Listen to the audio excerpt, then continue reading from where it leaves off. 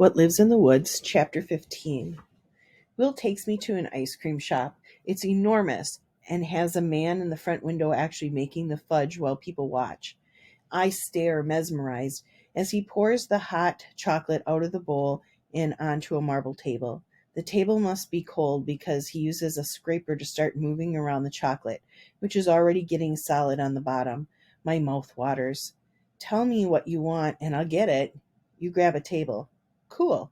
I start digging in my bag for money, but Will holds up a hand. See that guy up there? The one at the register? I look and see a fluffy haired boy around my brother's age. He's wearing a dorky hat that says "Eat More Chocolate" and is smiling as he gives an older woman her change. Yeah? Why? That's my brother Craig, Will says, giving a little wave in his direction. I look back at Craig. Now that Will told me they're brothers, I see the resemblance. Although Craig has darker hair than Will, their eyes are the same bright blue. Anyway, Will continues, I get the family discount here. He winks exaggeratedly, and I laugh. Apparently, family discount means free. Okay, if you're sure, could I get candy instead of ice cream? Maybe one of those round turtles? The ones with the caramel and nuts? Will finishes for me. I give him a thumbs up, and he says, those are my favorite. Be right back. Chocolate turtles are his favorite, another thing we have in common.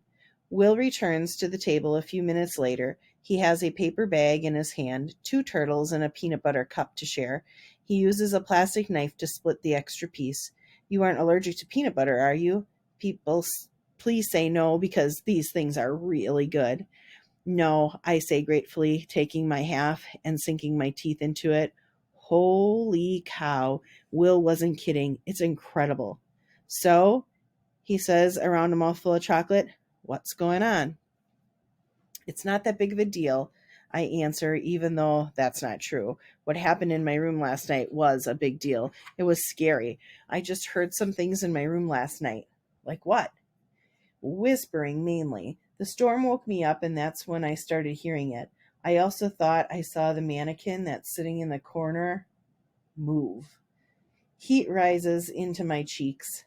Admitting this is more embarrassing than I thought it would be. Even though Will isn't acting like I'm bananas, I wouldn't blame him if he did. Will leans back in his chair and sets the other half of the turtle down on a napkin. First of all, they're making you sleep in a room with a mannequin in it? Yes, and it doesn't even have a face. He blows out a long breath, clearly bothered. That sucks. And you can't move it? I roll my shoulders. Not sure, but I'm going to ask when I get back. Thing is, my dad is super into history, and he doesn't like messing with anything that's an antique.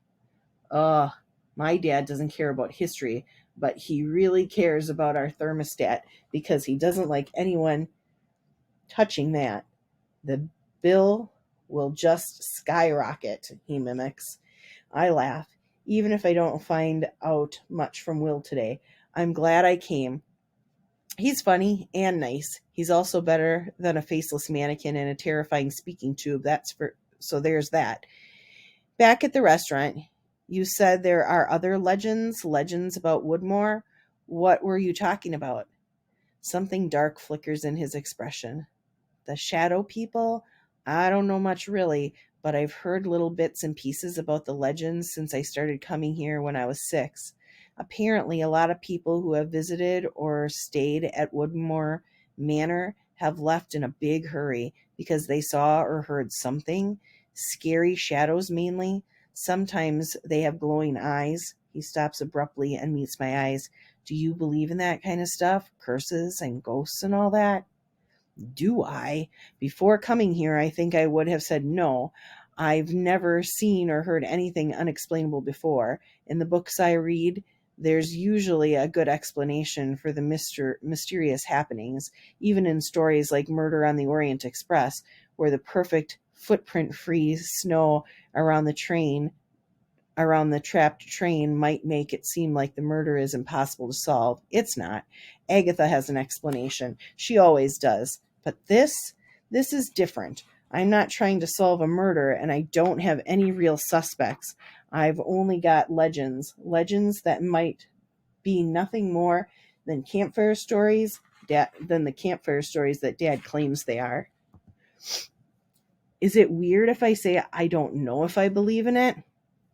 I mean, it sounds silly, but last night felt real, and my door was locked too. My door that doesn't have a lock. I forgot to tell you that. I couldn't get out. Did you see any shadows? He asked pointedly. I shake my head. Nope. There is a connection though, because right before I went to my room, we had to carry some boxes into storage.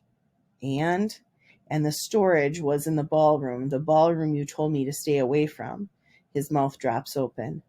Well, that could be a coincidence, I guess. I narrow my eyes on him. The crack in Will's voice gave him away. He doesn't think it was a coincidence at all. I set down the last bit of my turtle, suddenly very unhungry. Why did you say I should stay away from the ballroom? I press. Was that because people have reported seeing the shadow people up there? Dragging out my notebook, I start jotting down some thoughts. I need to keep good notes. If I'm going to present all this to Mom and Dad later, proving we should go home won't be easy.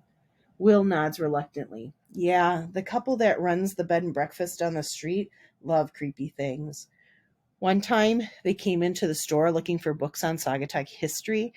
The lady was obsessed with Woodmore. She told me that when people take pictures in the ballroom, sometimes they'll end up seeing a person in the photo who wasn't in the room with them, or they see shadows lurking in the corner. Are they dangerous? He pauses, then nods warily. If the shadow people are responsible for all the bad things I've heard of happening at Woodmore, maybe. Cars that were fine when people arrived won't start when they leave. Doors open and close on their own. The power goes off for no reason. That kind of thing. It's probably just because it's chilly in the ice cream shop, but suddenly I'm cold. My teeth chatter together, and I fold my arms over each other for warmth. Do you believe that stuff? Will is silent for a long time. When he finally speaks, it sends a jolt of fear through me. I have to believe it. I've seen them.